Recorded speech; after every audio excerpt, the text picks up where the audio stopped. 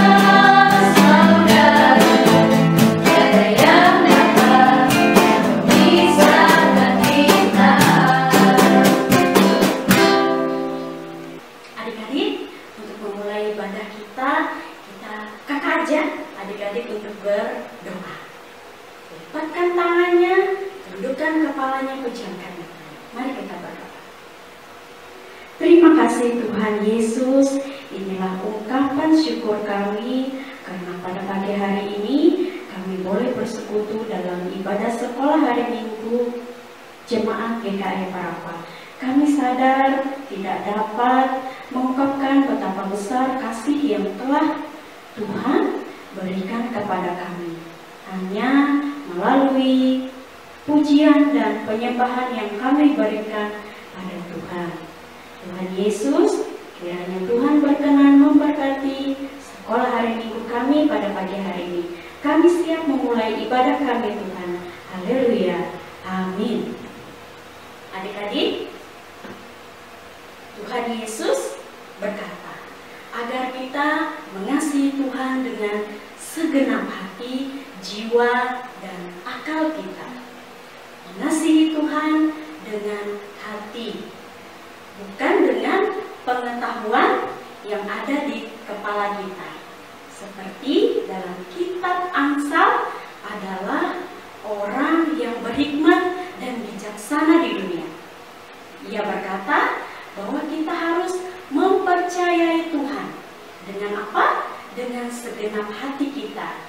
Dan ia pun melanjutkan mengatakan, kita tidak boleh bersandar pada apa yang kita mengerti.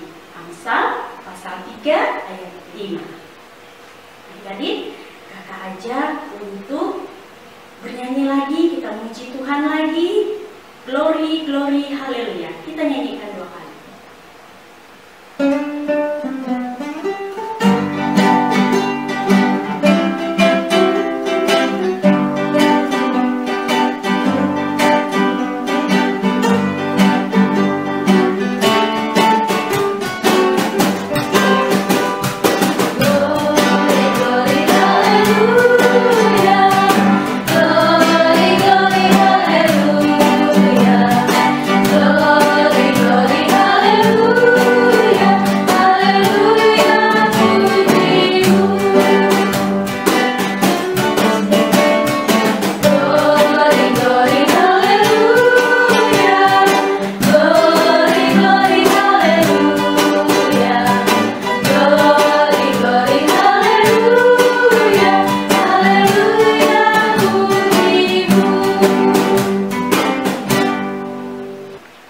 Adik-adikku yang ada di rumah, sebelum kita bersama-sama membaca firman Tuhan, marilah kita berdoa.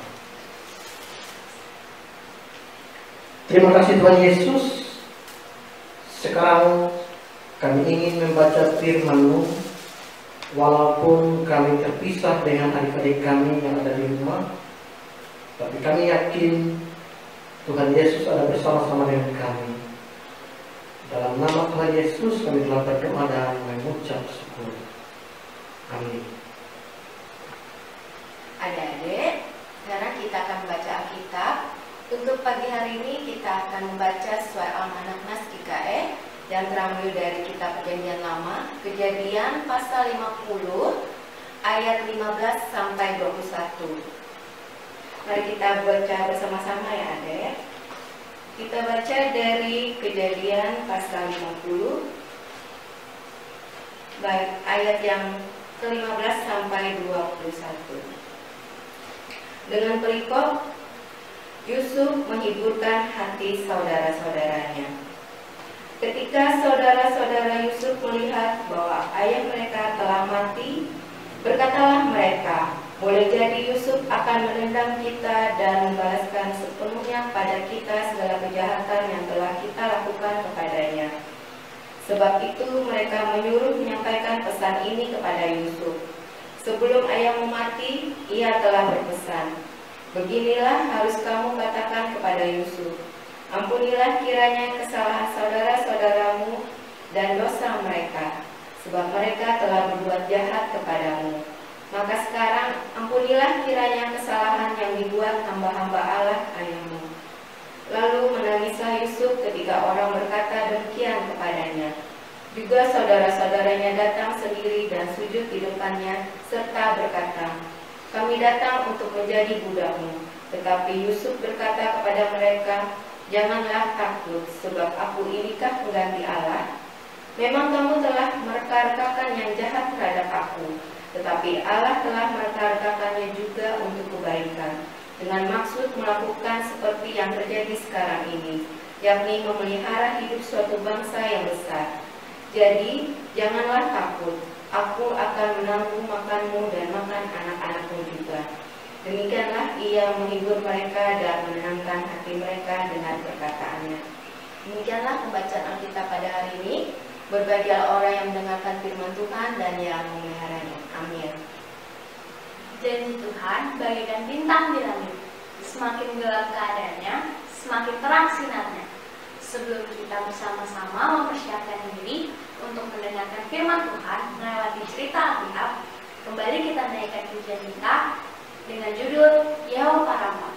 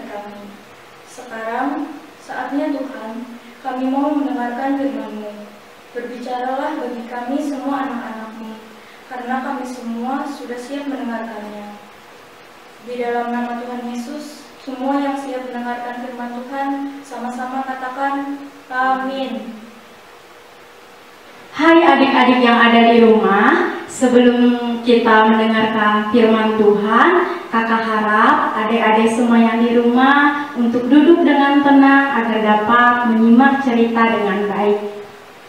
Hari ini kakak akan bercerita tentang kasih Allah. Tuhan Allah mengasihi adik-adik dan mempunyai suatu rencana yang indah bagi hidup adik-adik. Kasih Allah terdapat dalam Yohanes pasal 3 ayat yang ke-16. Karena begitu besar kasih Allah akan dunia ini, sehingga ia telah mengaruniakan anaknya yang tunggal, supaya setiap orang yang percaya kepadanya tidak binasa, melainkan beroleh hidup yang kekal. Nah adik-adik, selain kasih Allah, ada juga rencana Allah bagi hidup kita. Di dalam Yohanes 10 ayat 10b, Kristus berkata, Aku datang supaya mereka mempunyai hidup dan mempunyainya dalam segala kelimpahan. Nah adik-adik semua, apakah yang sebenarnya yang sering membuat orang tidak pernah mengalami kehidupan yang berkelimpahan dan penuh dengan kebahagiaan? Nah adik-adik yang ada di rumah, sebabnya itu ialah di mana manusia penuh dengan dosa dan terpisah dari Tuhan Allah. Tuhan Allah yang maha suci berada di atas, sehingga ia tidak dapat mengetahui atau mengalami dan rencana Allah bagi hidupnya, karena manusia yang penuh dosa berada di bawah. Jadi jurang pemisahnya adalah dosa. Nah adik-adik, kita tahu bahwa manusia itu penuh dosa. Karena semua orang telah berbuat dosa dan telah kehilangan kemuliaan Allah. Manusia diciptakan untuk bersekutu dengan Tuhan Allah. Seperti gambar di depan ini, bagaimana seharusnya manusia itu bersekutu dengan Tuhan Allah. Akan tetapi karena kekerasan hati kita memilih jalan kita sendiri, sehingga persekutuan dengan Tuhan Allah menjadi terputus. Ini bagaimana panah ini adalah upaya-upaya kita untuk memperoleh bagaimana janji Tuhan atas kehidupan kita. Nah, kekerasan hati untuk kita memilih jalan sendiri itulah sehingga membuat kita ingin bebas dari Tuhan Allah, yang dinamakan bagaimana itu adalah dosa, dan diwujudkan baik dengan sikap kita melawan orang tua maupun dengan sikap kita yang masa bodoh. Manusia terpisah dari Tuhan Allah. Di dalam Roma 6 ayat 23, sebab upah dosa ialah maut, terpisah dari Tuhan Allah untuk selama-lamanya. Tuhan Allah yang maha suci, sedangkan manusia yang penuh dosa. Karena itu ada satu jurang pemisah antara Tuhan Allah dan manusia. Nah, untuk mencapai itu semua, bagaimana manusia berusaha untuk senantiasa dengan penuh kebahagiaan, ia selalu berusaha untuk dirinya sendiri, yaitu dia berusaha untuk berbuat baik, dia beretika, dia berbicara dengan penuh sopan santun, dan juga bagaimana dengan pendidikan, ia juga senantiasa berusaha untuk menyenangkan hati Tuhan, namun ia gagal. Itu semua disebabkan oleh dosa. Yesus Kristus adalah salah satu jalan keselamatan yang telah ditentukan oleh Tuhan Allah untuk keampunan dosa manusia. Melalui Dia, adik-adik yang ada di rumah, kita dapat mengetahui dan mengalami kasih dan rencana Allah bagi adik-adik dan kita semua. Kristus mati menggantikan kita semua. Di dalam Roma 5 ayat yang ke-8, akan tetapi Allah menunjukkan kasih setianya kepada kita oleh karena Kristus telah mati untuk kita ketika kita masih berdosa. Kristus telah bangkit pula. Kristus telah bangkit pula dari kematian. Kristus telah mati karena dosa kita. Ia telah dikuburkan. Ia telah dibangkitkan pada hari yang ketiga sesuai dengan kitab suci. Ia telah menampakkan diri kepada Kefas dan kepada ke-12 muridnya. Sesudah ia menampakkan diri kepada lebih dari 500 saudara sekaligus. Kristus adalah salah satu jalan. Jadi Kristus adalah satu-satunya yang bisa menjembatani. Karena di dalam Yohanes pasal 14 ayat yang ke-6, kata Yesus kepadanya, "Akulah jalan, kebenaran dan hidup. Tidak ada seorang yang datang kepada Bapa kalau tidak melalui Aku." Allah, Tuhan Allah, telah menjembatani jurang pemisah antara manusia dengan dirinya. Jadi, Ia mengirimkan anaknya, Yesus Kristus, untuk mati di atas kayu salib, menggantikan kita semua. Kita harus menerima Yesus Kristus menjadi Tuhan dan Juru Selamat kita. Kita mengundangnya secara pribadi di dalam kehidupan kita. Bagaimana kita mengetahui dan mengalami kasih dan rencana Allah bagi kehidupan kita. Nah, adik-adik semua, kita telah begitu banyak hal yang kita pelajari hari ini. Bagaimana kita belajar tentang kasih Allah, di mana awalnya bahwa Tuhan Allah yang Maha Suci atas dan manusia yang penuh dosa. Dan kita dipisahkan oleh dosa. Allah telah menjembatani jurang pemisah antara manusia dan dirinya. Ia mengirimkan anaknya Yesus Kristus untuk mati di atas kayu salib menggantikan kita.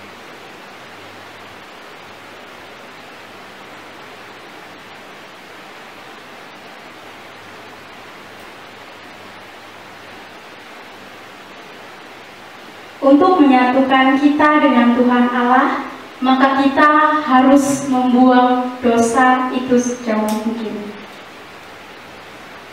Nah, adik-adik, sekarang dosanya telah kita buang. Bagaimana Tuhan Allah dapat bersatu kembali dengan kita melalui pengorbanan Yesus Kristus? Nah, adik-adik, dari cerita Katrin tadi sangat menarik kan? Adik-adik, kita harus menerima Yesus menjadi juru selamat dan Tuhan kita dengan mengundangnya secara pribadi. Dengan demikian, kita dapat mengetahui dan mengalami kasih dan rencana Allah dalam hidup kita. Adik-adik, karena kita sudah mengundang Tuhan menjadi Tuhan dan juru selamat kita secara pribadi, sekarang kakak ajak adik-adik untuk berdoa. Ikuti suara kakak ya, mari kita berdoa. Tuhan Yesus, saya memerlukan Dikau. Saya membuka pintu hatiku dan menerima Dikau sebagai juru selamat dan Tuhanku. Terima kasih Tuhan telah mengampuni dosa-dosaku. Kuasailah hatiku, bentuklah saya menjadi seorang pribadi yang sesuai dengan kehendak Tuhan. Amin. Adik-adik, kita harus menerima Kristus, tetapi semua orang yang menerimanya diberinya kuasa supaya menjadi anak-anak Allah, yaitu mereka yang percaya dalam namanya. Perkataan ini terdapat di dalam kitab Yohanes pasal 1 ayatnya yang ke-12. Kita menerima Kristus dengan iman juga ya, sebab karena kasih karunia kamu diselamatkan oleh iman. Itu bukan hasil usahamu, tetapi pemberian Allah. Itu bukan hasil pekerjaanmu. Jangan ada orang yang memegahkan diri. Hal ini terdapat di dalam kitab Efesus pasal yang kedua ayat 8 dan 9. Adik-adik, sekian cerita Kak Tri, Hanina yang berjudul Kasih Allah. Sampai jumpa. Tibalah saatnya kita memberikan persembahan syukur kita kepada Tuhan. Ketika kita memberi persembahan, maka pemberian itu harus dilandasi dengan ketulusan dan kejujuran, dengan memahami bahwa kita memberi persembahan sebagai wujud syukur dan sukacita atau kasih anugerah dan berkat Tuhan yang sudah Dia berikan dalam hidup kita. Ini menunjukkan bahwa kita tidak dapat melupakan Tuhan sebagai pemberi berkat. Adik-adik yang ada di rumah, sebelum kita persembahan adalah kita berdoa. Kami mensyukuri pemberian-Mu kepada kami, ya Tuhan. Engkau mencukupkan segala kebutuhan kami sehari-hari dan menjamin masa depan kami. Bukalah hati kami agar kami dapat mengenali berbagai anugerah-Mu. Saat ini kami menyerahkan sebagian dari berkat-Mu sebagai tanda syukur dan terima kasih. Terima kasih Tuhan. Amin. Adik-adik yang ada di rumah, sambil kita mengumpulkan persembahan syukur, kembali kita mengangkat pujian bersyukur dinyanyikan 2 kali. Bersyukur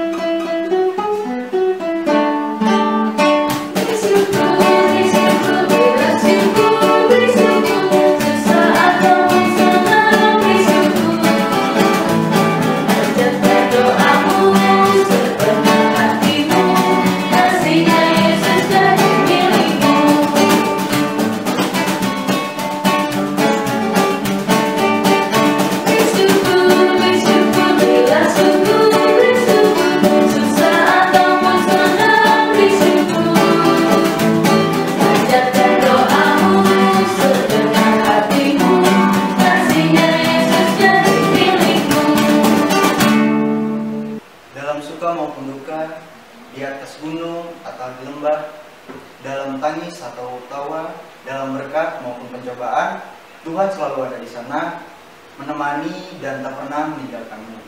Kakak mengundang adik-adik semua untuk menyanyikan lagu Di Dalam Rumah Bapa.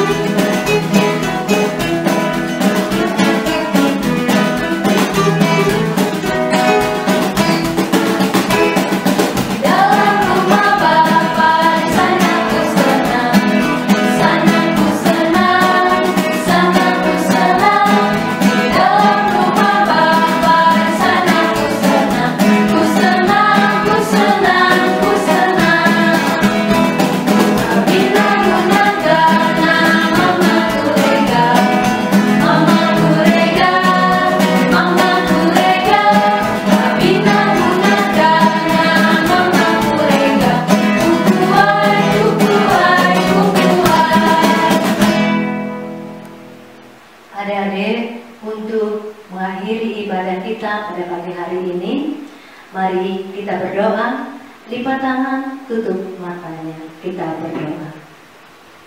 Terima kasih Tuhan untuk ibadah kami pada hari ini. Engkau sudah menyertai kami dari awal hingga berakhir. Kiranya apa saja yang baru kami dengar dan kami baca dari firman itu dapat bermanfaat bagi kami. Amin. Halo adik-adik di rumah, masih bersuka cita? Kakak yakin bahwa adik-adik di rumah masih bersuka cita. Apalagi tadi sudah memuji memuliakan nama Tuhan, bahkan sudah mendengarkan firman Tuhan. Nah adik-adik, demikianlah ibadah sekolah hari Minggu Jemaat GKI Parapa, Resort GKI Palangkaraya Tengah. Kiranya yang sudah kita laksanakan tadi ibadahnya dapat kita terapkan dalam kehidupan kita, khususnya untuk firman Tuhan yang sudah adik-adik dengarkan tadi. Sampai berjumpa minggu depan dalam ibadah online. Tuhan Yesus memberkati.